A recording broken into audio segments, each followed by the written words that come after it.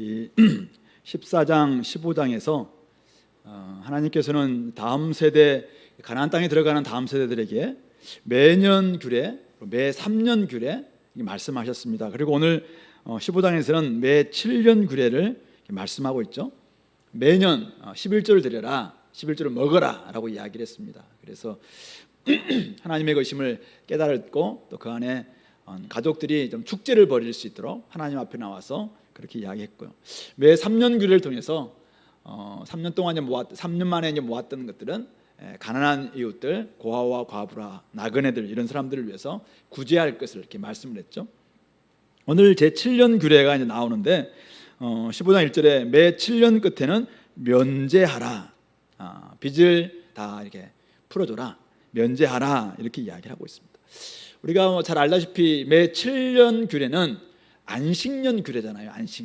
안식년인데 6년 동안은 열심히 이제 밭을 갈고 땅에서 곡식을 거두는데 7년마다 땅을 좀 쉬게 해라. 그래서 이제 7년 때는 안식년인데 그때는 쉬면서 땅도 쉬고 또 하나님께서 주신 은혜를 좀 생각하는 이런 시간을 보내는 건데요. 우리 출애굽기 23장 10절 11절, 레위기 25장 1절 7절에 이 안식년 규례가 자세히 언급되어 있습니다. 그 중에서 우리 출애굽기 23장 11절 말씀을 제가 한번 읽어볼게요.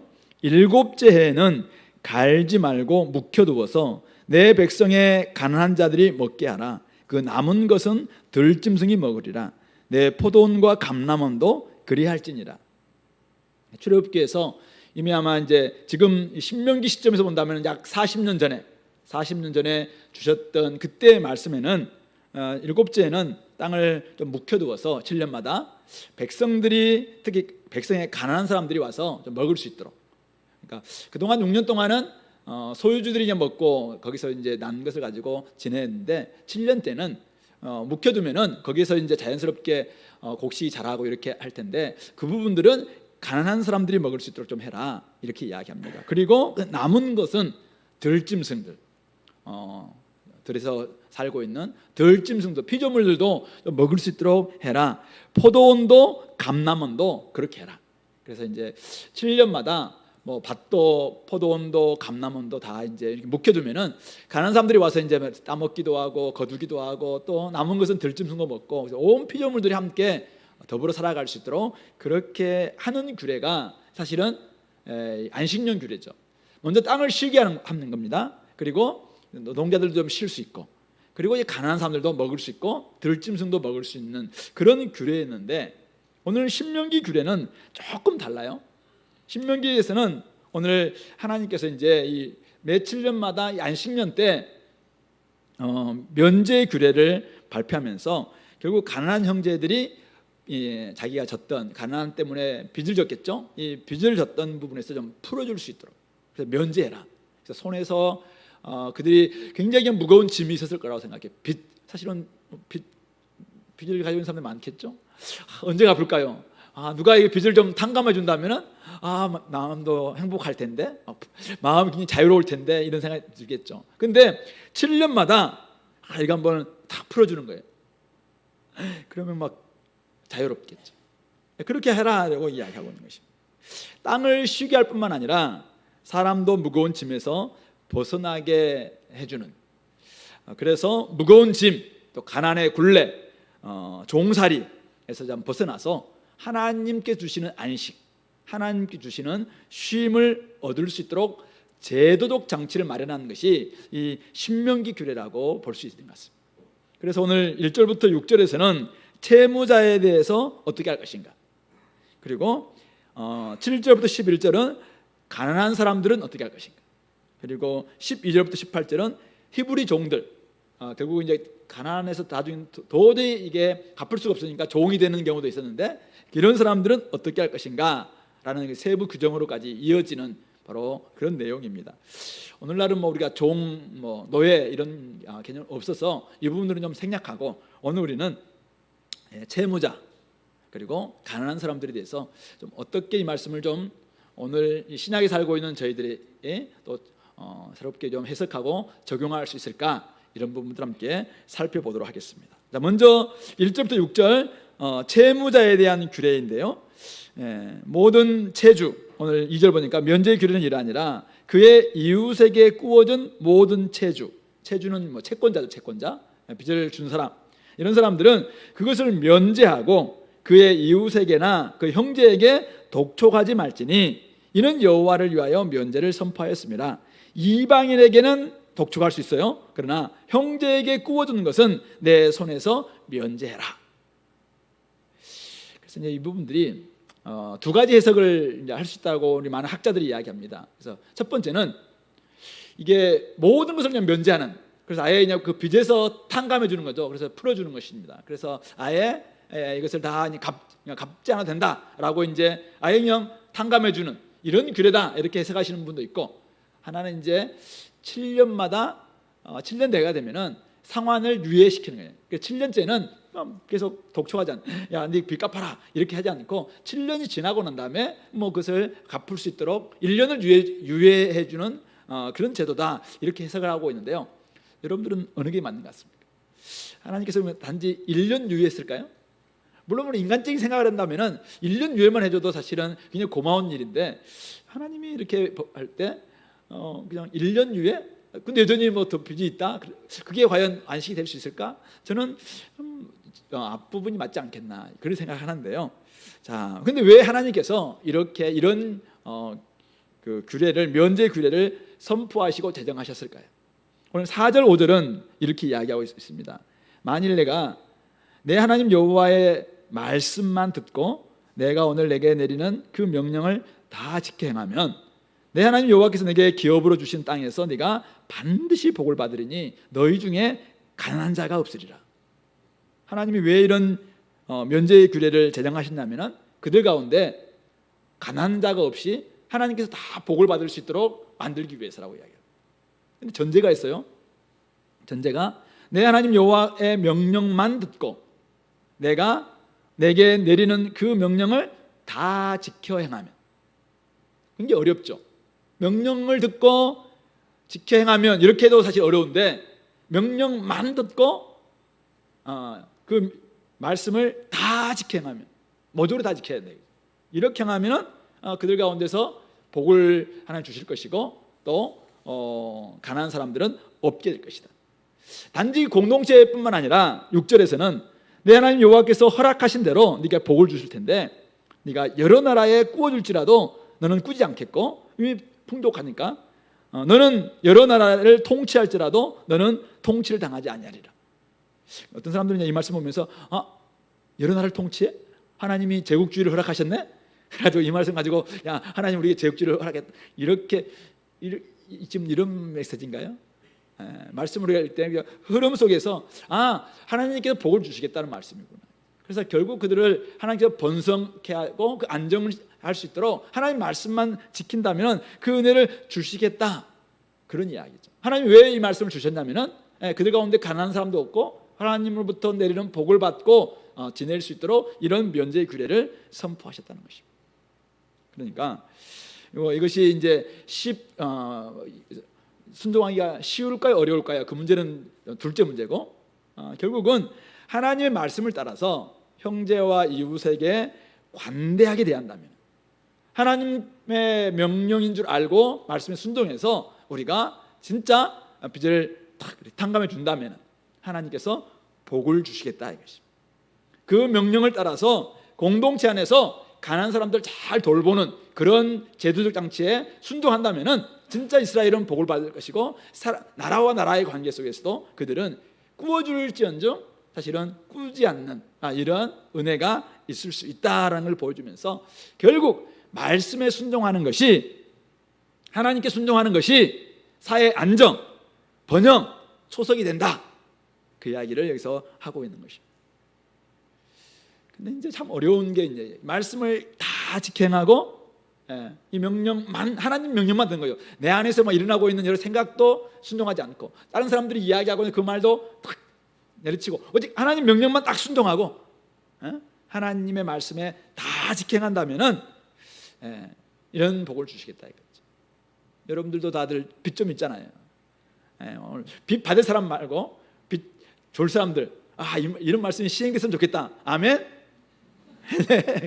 지금 내가 집 가진 사람들 다 빚 많잖아요. 근데 나라에서 갑자기 너희들 돈 안 받는다. 7년 됐으니까 너희들 당감 이렇게 준다면 다들 자기 집 되잖아요. 와, 그러면 당장 내일부터 뭐 빌려가지고 집 사고 7년 지나면 우리 집 되겠네, 막 이렇게 될 수 있겠죠. 그래서 이것을 기계적으로 그대로 어느 날도 적용한다는 것은 쉽지는 않겠다라는 생각을 하게 됩니다. 자, 그런데 오늘 주님께서 왜 이런 말씀을 주셨을까요? 결국은 14장 1절에서 이야기하고 있는 것처럼 너희들이 누구냐면 하나님의 자녀이고 하나님의 거룩한 백성, 성민이라는 것이잖아요. 세상 가운데서 살아갈 때 다르게 살아가라. 다르게 살아가야 되는데 사람들의 관계 속에서도 다르게 살아가야 된다. 무엇보다 하나님을 온전히 믿는다면은, 하나님 말씀에 순종한다면은 이런 일이 있다 없다? 일어날 수 있다라는 것입니다. 하나님을 온전히 믿고 우리가 말씀을 제대로 순종한다면은 진짜 이런 놀라운 복이 임할 것이고 가난한 사람들은 공동체에서 사라질 수 있다라는 것을 말씀하고 있는 것이죠. 반면에 하나님을 믿지 않고 여전히 내 속에서 일어나고 있는 여러 가지 생각들이 많겠죠. 또 주변에서 살아가는 삶의 방식들이 있을 거예요. 그것을 계속 이제 귀담아 듣고 거기에 따라 살면은 이 면전년의 규례는, 안식년의 규례는 그냥 책 속에 있는 규례에 불과하게 될 것이다라는 것입니다. 자, 그런 점에서 오늘 2023년을 살아가는 오늘 우리 속에서 이 말씀은 어떻게 적용돼야 될 것인가? 참 어렵죠. 우리 이 땅은 이해타산의 사회잖아요. 세상이잖아요. 이해타산 무슨 뜻입니까? 이익이 되느냐 손해가 되느냐를 계산하는 세상입니다. 내가 이렇게 하는 것이 이익이 되느냐 저렇게 하는 것이 이익이 되느냐, 이걸 그냥 따져서 우리가 점검하는, 믿는 사람들도 이렇게 살면 내가 이익이 될까 손해가 될까 이걸 생각하는 사람들. 그런데 그런 세상 속에서 살아가는 우리들에게 오늘 주님은, 하나님은 말씀을 주시면서 성도들인데 하나님의 백성들은 좀 이타적 삶을 살라 이렇게 이야기하고 있습니다. 어떻게 가능하겠습니까? 빚을 면제해 주면은 분명히 자신만 손해인데 어떻게 면제해 줄 수 있겠는가 이거죠. 그래서 지킬 수가 없는 것입니다. 근데 만약 생각해 보세요. 내가 빚을 딱 면제해 주면은 어떤 이제 공제조합이 있거나 아니 보증보험이 있어요. 딱 면제해 주면은 이 공제조합이나 보증보험에서 네가 면제 줬네? 내가 딱 보전해줘요. 보전. 그리고 이거 확실히 보장을 해줘. 그럼 여러분들은 지킬 수 있겠습니까? 그래도 안 된다. 그러나요? 아니면 여러분들 한번 누군가의 빚을 받을 게 있어요. 근데 내가 몇 년 지났는데도 안 줘. 막 따져도 안 되는데 내가 네 당감, 안 줘도 된다. 딱 했는데 그걸 딱 알고 국가에서 어떤 보증보험에서 빚을 탕감해 줬구나. 100만 원 딱 입금해 준다면 100만 원 안 받아도 되겠죠 우리가. 그러면 탕감해 줄 수 있잖아요. 확신이 없구나. 오늘 하나님이 그 이야기를 하고 있는 거예요. 내가 보전해 줄게. 내가 책임져 줄게. 네가 내 말만 딱 믿고 명령을 딱 지킨다면은, 순종한다면은 내가 복 줄게. 그래서 너희 이 공동체 가난한 사람들 없게 줄게. 지금 이야기를 하고 있는 것이죠. 근데 참 이거는 쉽지 않을 겁니다. 믿음으로 보이지 않는 게, 나라에서 이런 제도가 딱 있다면 우리는 좀 할 수 있어요. 근데 하나님은 안 보이잖아요. 그러니까 사실은 하나님 안 보이니까 어떻게 하나님을 믿고 이거 하지? 이렇게 하는 경우가 많죠. 이스라엘 백성들도 그렇게 했어요. 이스라엘 백성들도 그래서 가난한 사람들이 계속 양산될 수밖에 없었고, 안식년의 규례는 쉽게 나중에 희년의 제도는 쉽게 지켜지지 않았던 것이죠. 약속의 땅에서 살아가는 백성들에게, 그러나 오늘 주님은 지금 모세를 통해서 다음 세대들 지금 약속의 땅에 들어갈 거예요. 하나님이 기업으로 주실 겁니다. 그들 향해서 이런 이야기를 하고 있습니다. 나를 믿어라. 하나님을 믿고 그런 삶을 한번 실천해 봐라. 그 이야기를 하고 있는 것입니다. 그 말은 오늘 우리들에게 이해타산의 세상 속에서 네가 하나님 백성으로 살아가려고 하느냐? 그렇다면 나 좀 믿고, 나를 제대로 믿고 한번 이타적 삶을 한번 살아봐라. 믿음을 요구하시면서 우리에게 그렇게 명령하고 있습니다. 우리는 어떻게 구원받습니까? 어떻게 받죠? 선행으로 받나요? 착함으로 받나요? 믿음으로 받습니다. 그래서 우리는 믿음으로 의롭다 하심을 얻는다고 해서 이신칭의, 우리는 확실히 믿습니다. 우리는 믿음으로 구원받습니다. 자, 그렇다면 어떻게 우리는 거룩하게 되죠? 어떻게 하면 우리는 구원받은 자의 삶을 살아갈 수 있습니까? 어떻게 하면 우리는 하나님 나라 백성의 삶을 살아갈 수 있나요? 믿음으로입니다. 그래서 우리는 이신칭일 뿐만 아니라 이신성화가도 사실은 맞는 말입니다. 오늘 우리가 이 땅에서 성화의 삶을 계속 살아갈 때 우리는 믿음으로 살아가는 사람들입니다. 믿음 없이는 하나님을 기쁘시게 할 수도 없고, 믿음 없이는 하나님 나라 백성으로 이 세상 가운데서 하나님을 드러낼 수가 없는 것입니다. 그래서 하박국 선지자가 이야기했습니다. 갈대아 나라 이렇게 한달지라도 오직 의인은 믿음으로 말미암아 살리라. 믿음으로 말미암아 살아야 된다는 것입니다. 의인은 다르게 사는 것입니다. 여호와께서는 우리를 구원자시고, 여호와께서는 우리가 아무것도 없는 가운데서 하나님은 우리를 지키시는 분이시기 때문에 그분을 신뢰한다면 이 땅에서는 다르게 살아야 된다. 이게 바로 믿음으로 사는 의인의 삶의 방식, 그리스도인의 삶의 방식이라고 말씀하고 있는 것이죠. 그런 점에서 이 안식년 규례는 오늘날 기계적으로 문자적으로는 지킬 필요도 없고 지킬 수 없어요. 그러나 이 정신을 가지고는 얼마든지 지켜낼 수 있고 얼마든지 더 확장해서 이 부분들은 우리가 많은 사람들에게 하나님의 이 쉼을, 하나님의 안식을 우리는 선포할 수도 있다는 사실이죠. 가장 중요한 것은 이것입니다. 믿음이 없으면 절대로 안식할 수 없고 누군가에게 안식을 줄 수도 없습니다.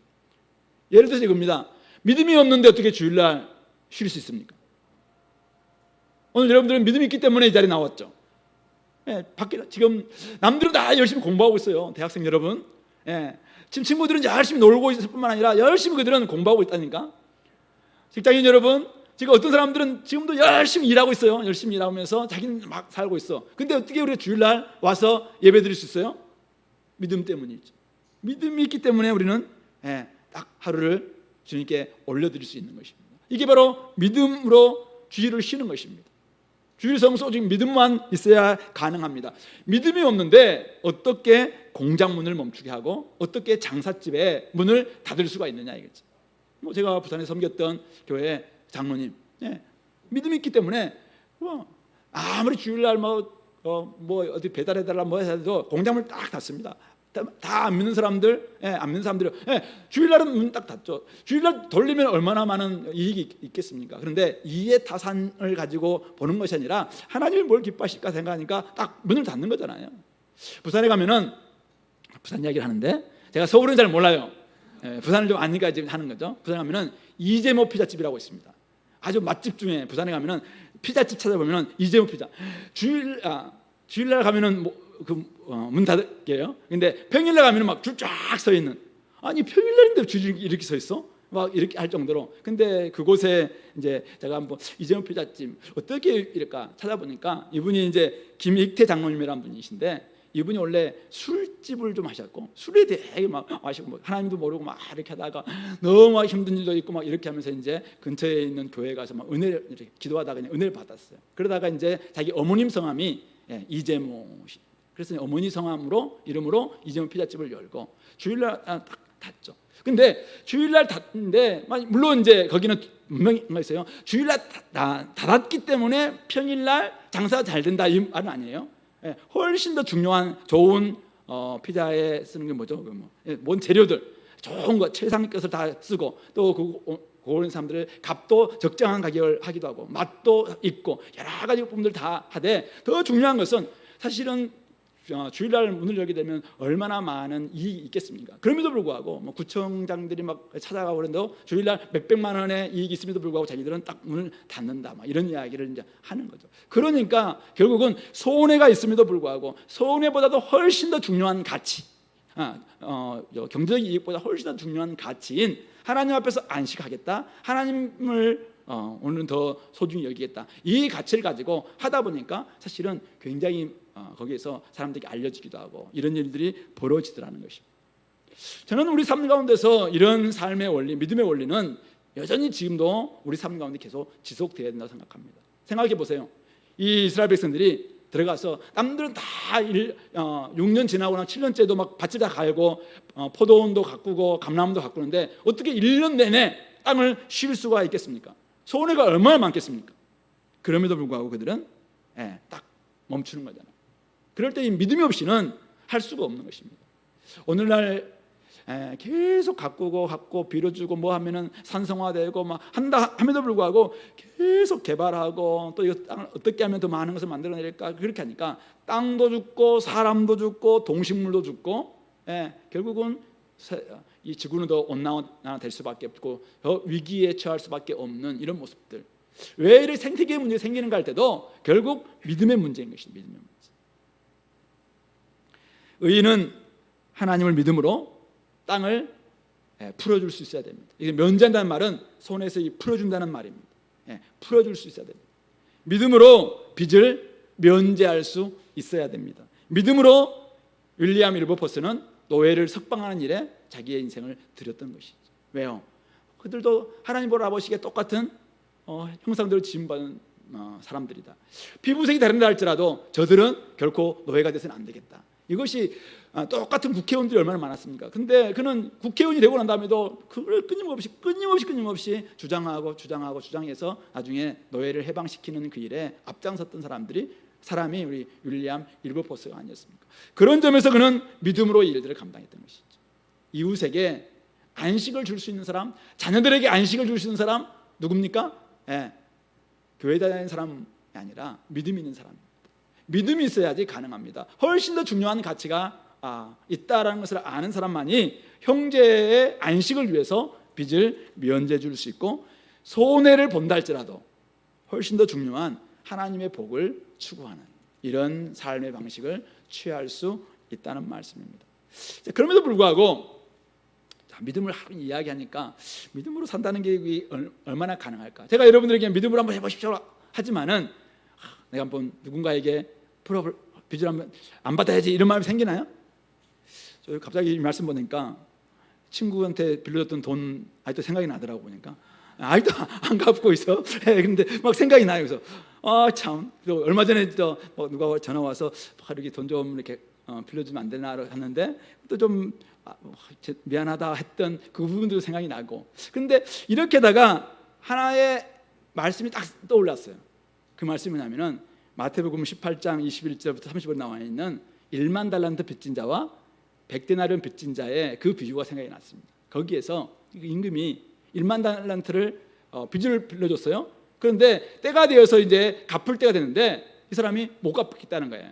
그러니까 이 임금이 뭐라고 합니까? 야, 못 갚아? 그러면 네 처자식 다 종으로 삼겠다 이렇게 이야기합니다. 그럼에도 불구하고 계속 미안하다고 죄송하다고 갚을 능력이 없다라고 이야기하니까 그러면 알겠다. 내가 탕감해 줄게. 1만 달란트. 어떤 사람이 계산했어요. 오늘날 돈 가치로 생각하니까 6조 원에 해당된다. 6조 원. 6조 원. 이거는 도저히 우리가 이제 갚을 6조 원이면은 뭐 우리는 억도 잘 모르지만은 조 단위는 기억도 안 나요. 이것을 탕감해 준 거예요. 그런데 이 사람이 100데나리온도 적은 돈 아니에요. 100일치의 노동자의 품삯이니까 세 달하고도 열흘 동안의 월급이니까 적지 않잖아요. 이런 부분들이 이제 동료가 안 갚았어요. 그 탕감 받고 난 다음에 찾아가서 야, 니 왜 안 갚냐? 이렇게 했는데 이 소식을 듣고 임금이 당장 집어넣어라 이렇게 했던. 결국 이것도 탕감의 문제잖아요. 탕감의 문제. 누가 탕감할 수 있을까? 믿음을 요구하고 있지만은 이 땅에서 살아가는 이야기했지만은 결국 하나님의 은혜 없이는 진짜 하나님의 은혜를 받은 이런 경험 없이는 그래서 하나님께서 우리를 책임져 주신다. 하나님 우리에게 정말 그 억만 죄악 가운데서 나를 구원해 주셨다는 그 놀라운 감격 없이는 이 일이 과연 믿음으로 하십시오. 의인은 오직 믿음으로 말미암아 삽니다라고 이야기한다고 해서 이게 가능할까 이거죠. 그래서 이 땅에 살아갈 때 우리는 진짜 하나님 주시는 은혜가 내가 어디에서 구원받고 어떤 놀라운 은혜를 받았는가, 내가 지금 받은 나에게 하나님께서 탕감해 준 것이 얼마나 큰 것인가, 이것을 깨닫는 사람만이 이런 삶을 실천할 수 있겠구나라는 것입니다. 혹시 생각이 납니까? 여러분들 지금 왜 빚을 안 갚을까? 그 친구 채무자, 임차인들 혹시 지금 임대를 하고 계신 분이 계시나요? 우리 교회는 한 사람도 없는 것 같은데, 뭐 임차인, 쟤들 왜 저렇게 좀 더 올려야 되는데, 이런 임차인, 나중에 혹시 집을 마련하고 임차를 하실 분들 생각해 보세요. 노동자들, 사업주가 우리 교회 사업주도 있나요? 예, 노동자들, 사원들, 이런 사람들 어떻게 그들을 바라볼 것인가 할 때 내가 하나님께 받았던 은혜, 그리고 하나님께서 내가 어떻게 행하느냐에 따라서 하나님께서 복 주시겠다라는 그 하나님에 대한 믿음, 이 믿음 없이는 우리가 그들을 제대로 바라볼 수도 없고 제대로 대할 수도 없다. 그런 점에서 결국 이 면제년을 오늘도 이 안식년의 규례를 오늘 우리 땅 가운데서 실천하기 위해서는 우리 가운데 진짜 은혜가 있어야 되고 믿음이 있어야 되겠다라는 사실, 그런 점에서 여러분들이 내가 받은 은혜가 얼마나 큰지, 나는 믿음이 있는가, 이런 걸 점검해 보시고 그렇게 살아가시길 바랍니다. 두 번째가 이제 가난한 사람들에 대한 이야기인데요. 자, 아까 분명히 하나님이 복 주시면은 가난한 사람이 없겠다고 이야기했는데 7절에서 바로 하나님이 내 하나님 여호와께서 내게 주신 땅에 들어가면은 가난한 형제가 너와 함께 거주하거든. 하나님도 못 믿었던가? 하나님도 아니 플랜 B를 마련하신 건가요? 아니 하나님 분명히 복 줘서 가난한 사람이 없을 것이다, 없으리라라고 이야기해놓고 갑자기 7절부터는 가난한 사람이 너와 함께 거주하거든. 11절부터 11절, 땅에는 언제든지 가난한 자가 그치지 아니하겠으므로. 하나님이 우리 백성들에 대한 확신이 없었구나, 이런 생각이 제가 들긴 들었는데, 확신이 없다기보다도 잘 아신 거죠. 얘들이 분명히 다 순종하지 못할 것 같다. 그리고 여러 가지 이 땅이 신라곤이고 구조적인 문제, 또 기후의 문제, 여러 가지 문제로 말미암아 이런 가난한 사람들이 양산될 수 있는 그런 가능성을, 개연성을 하나님께 보시면서 거기에 지금 새로운 대안을 마련하고 계시다라는 것이 이 7절부터 11절의 내용입니다. 자, 거기에 어떻게 지금 규례를 말씀하고 있습니까? 여러분들 여기에 마음, 손, 눈이라는 단어에 좀 주목해 보세요. 자, 7절 보세요. 그 가난한 형제에게 네 마음을 완악하게 하지 말며 네 손을 움켜 쥐지 말라. 첫 번째 이야기입니다. 두 번째는 8절에 반드시 내 손을 그에게 펴서 그에 필요한 것을 쓸 것을 넉넉히 주라. 9절에서도 삼가 너는 마음에 악한 생각을 품지 말라. 왜냐하면 이제 일곱째가 가까웠으니까 그 공표 형제를 악한 눈으로 바라보면서 내가 아무것도 주지 아니하리라 이렇게 이야기한다면은 그가 여호와께 호소하리니 그것이 내게 죄가 될 것이다. 결국 이제 7년 가까이 돼서 6년째 되는 날 한 2월쯤에 갑자기 친구가 찾아와서 내가 지금 갑자기 막 집안이 궁한데 돈 좀 빌려달라 이렇게 이야기하면은 우리 마음속에 내년이 안식년인데 면주년인데 이 친구가 안 갚으려고 6년째 되어서 나 빌렸구나, 이런 마음 품지 말라는 거예요. 이런 마음을 품지 말고 그런 눈으로, 그래서 이상한 눈으로 그렇게 사랑스럽던 눈이 갑자기 이제 막 보면서 의심스러운 눈초리로 보지 말라, 이 이야기를 하고 있는 것이죠. 10절에서도 너는 반드시 그에게 줄 것이요 줄 때는 아끼는 마음을 품지 말라. 그러면서 이로 말미암아 내 하나님 여호와께서 네가 하는 모든 일, 손이 닿는 모든 일에 복을 주시리라, 이렇게 이야기하고 있고요. 11절 하반절에서도 너는 반드시 내 땅 안에 내 형제 중 곤란한 자와 궁핍한 자에게 내 손을 펼지니라. 여기에 마음과 관련되어 있는 단어가 어떤 것이 있었어요? 마음, 완악하게 하지 말라. 딱딱한 마음. 마음이 부드럽지 않아서 딱 바로 튕겨가는 거잖아요. 딱딱한 마음, 완악한 마음이에요. 악한 생각.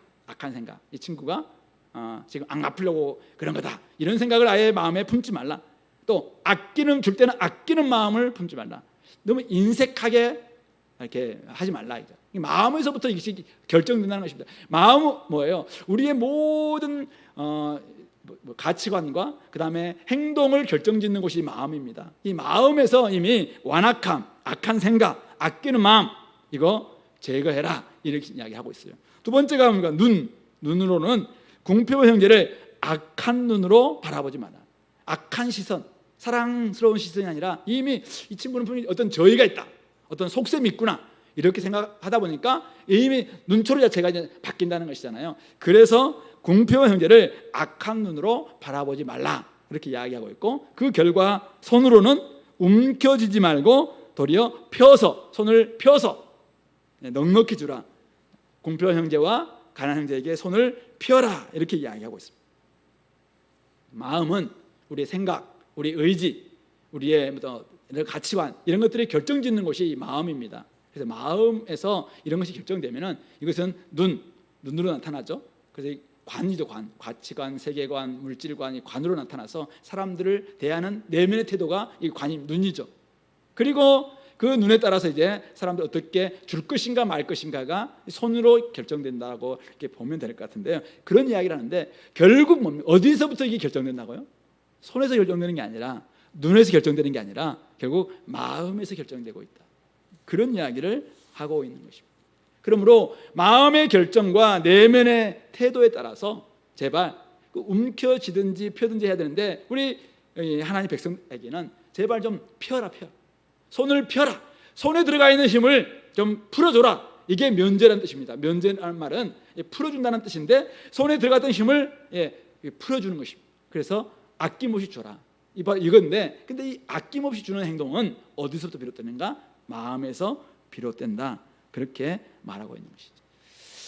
이 말씀도 이제 오늘날 어떻게 적용할 것인가 할 때 쉽지 않을까. 문자적, 기계적 적용은 쉽지 않겠다는 생각이 들고요. 오늘날 또 우리가 생각해 보세요. 지금 우리나라가 금융 자본주의 사회로 지금 거의 진입하다시피 했잖아요. 모든 사람들이 다들 빚이 있거나 빚을 가지고 살아갈 수밖에 없는데 이런 말씀을 그냥 갑자기 문자적으로 딱 적용해서 한다면은 사실은 너무 혼란스럽지 않겠습니까?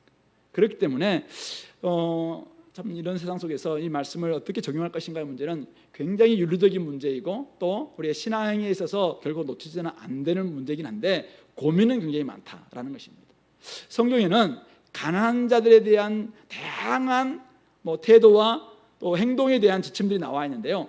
이런 말씀들을 우리가 해석할 때도 가난한 사람들 내가 왜 가난하게 됐을까를 부분들을 더 많이 우리가 고민하면서 또 우리가 봐야 될 것이고 또 혹시 내가 좀 여유가 있다 할지라도 나의 모습도 그렇고 다른 사람들을 향해서 나의 태도들도 바라볼 때도 좀 더 우리가 하나님의 관점이나 성경에서 뭘 원하고 계시는가 이런 부분들을 잘 보면서 우리가 스스로를 좀 돌아봤으면 좋겠다는 것입니다.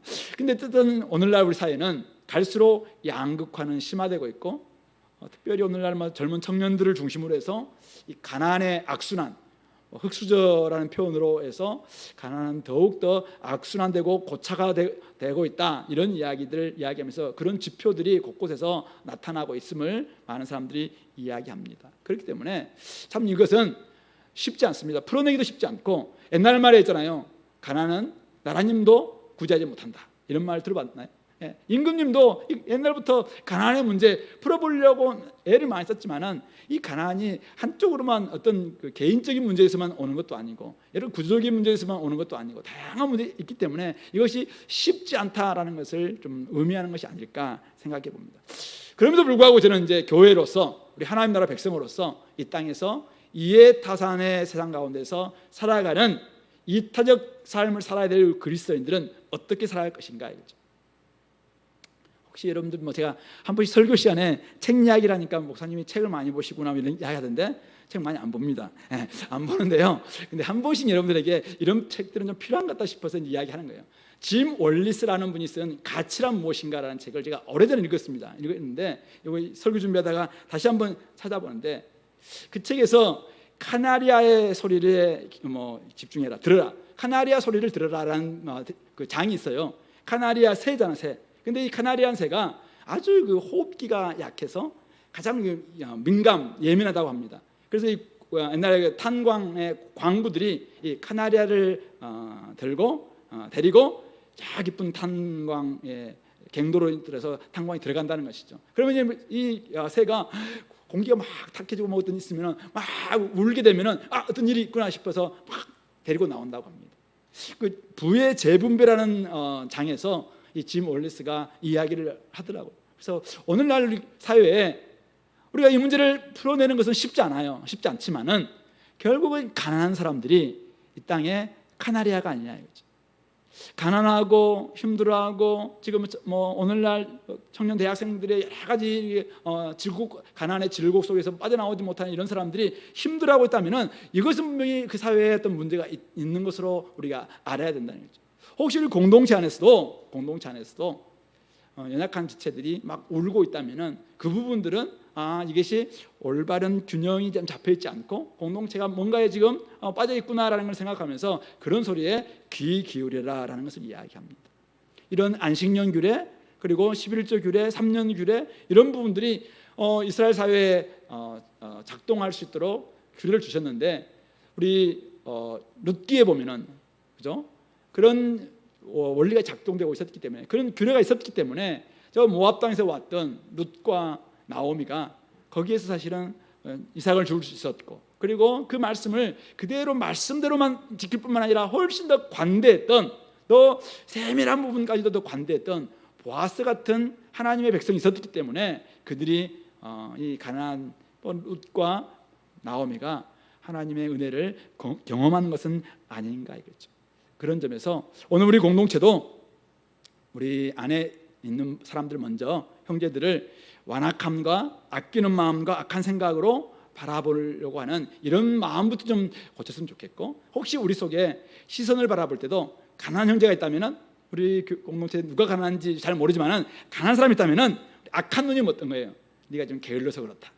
내가 노력할 때 너는 뭐 했냐? 뭐 이런 태도죠. 네가 노력을 뭐 안 했다든지 물론 노력 안 해서 가난할 수도 있겠지만 출발선 자체가 다를 수도 있고 구조적인 잘못도 있음에도 불구하고 우리가 시선을 그렇게 할 때 그 사람이 받는 시선은 얼마나 더 차가울 수 있겠는가 이런 걸 좀 생각해 봐야 되겠죠. 그리고 무엇보다도 말과 혀로만 사랑하지 않고 진짜 힘든 사람들이 공동체 들어왔을 때는 손을 펴서 손을 내밀어서 사랑을 베풀 수 있는 이런 우리 원리 적용들이 있었으면 좋겠다. 그렇게 할 때 가난의 문제가 다 해결될 수는 없다 할지라도 하나님께서 기뻐하시는 그런 공동체 모습을 만들어갈 수 있지 않겠는가 이런 생각을 하게 됩니다. 신약에 오면은 예수님께서도 우리 누가복음 6장 34절 38절에서 제자들에게 이렇게 말씀하셨습니다.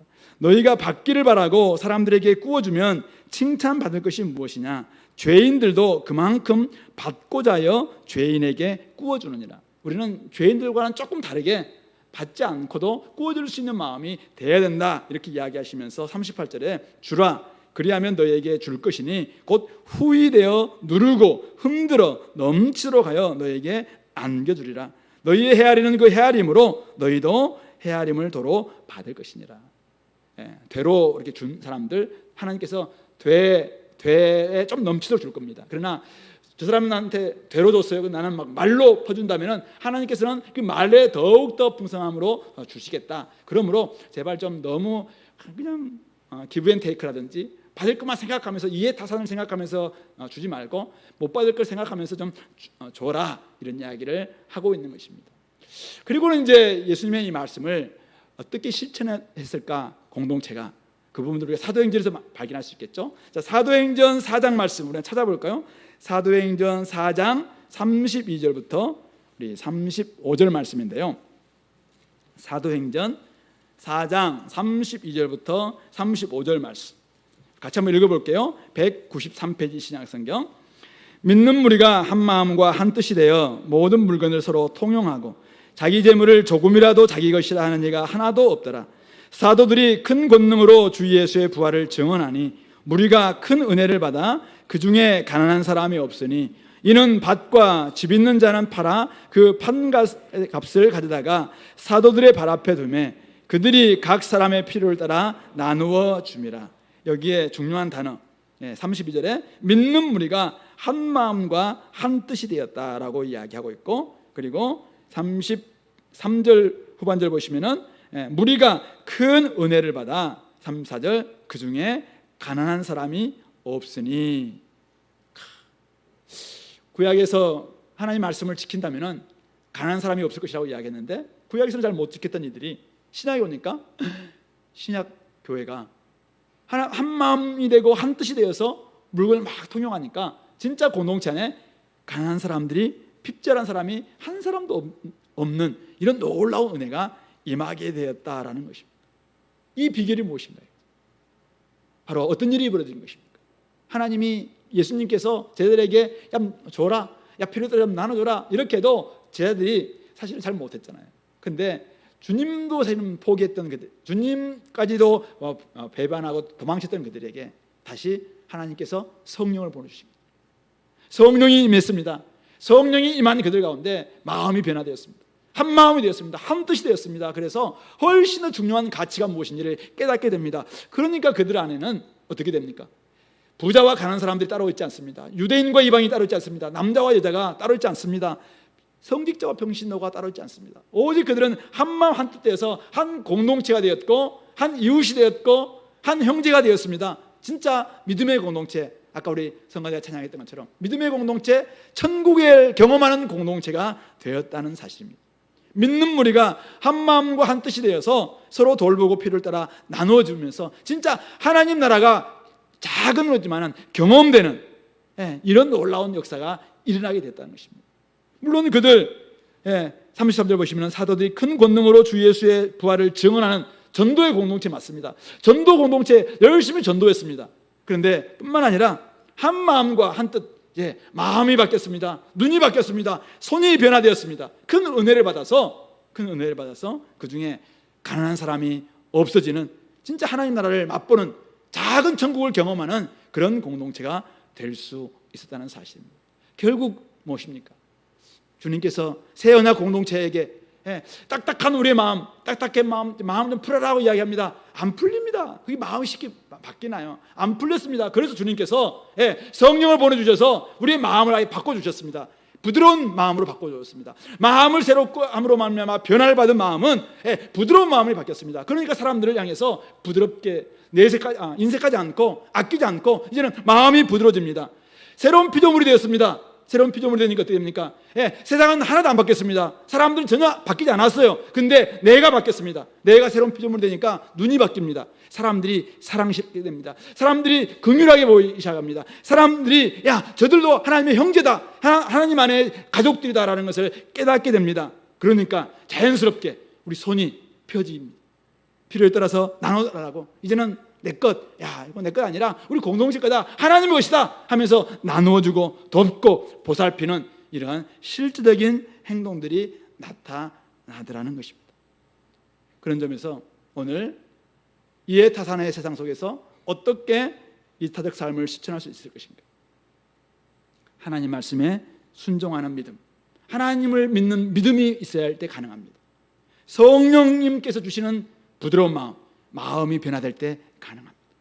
결국 오늘 우리에게는 성경의 말씀에 순종하고 성령께서 우리 가운데 역사하실 때 가능한 거구나. 근데 우리는 사실은 이미 둘 다 소유하고 있어요. 성령도 있고 성령도 우리 가지고 있습니다. 그렇다면 이 말씀이 나의 삶을 바꿀 수 있도록, 말씀에 제대로 순종할 수 있도록 하나님 아버지, 그래서 진짜 나를 통해서 우리 공동체를 통해서 이런 일들이 일어날 수 있게 달라고 그럼 기도하고 한번 실천할 수 있었으면 좋겠습니다. 어디서부터 시작하면 좋겠습니까? 여러분들의 가정에서부터 한번 실천해 보시기 바랍니다. 여러분들의 소그룹에서 한 학기 한 번 정도라도 이것을 한번 실천해 보시기 바랍니다.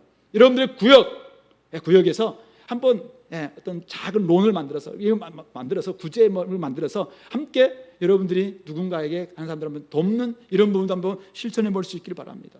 그렇게 되면은 마음이 바뀌고 시선이 바뀌고 손이 펴지기 시작한다면은 거기에는 놀라운 역사가 일어날 수밖에 없어요. 그렇게 된다면은 거기에 예수 그리스도의 부활을 증거하는 전도 공동체는 자연스럽게 수많은 사람들로부터 칭찬받고 이제 칭송을 받고 주께로 돌아오는 사람들이 일어나는 역사가 있을 줄로 믿습니다.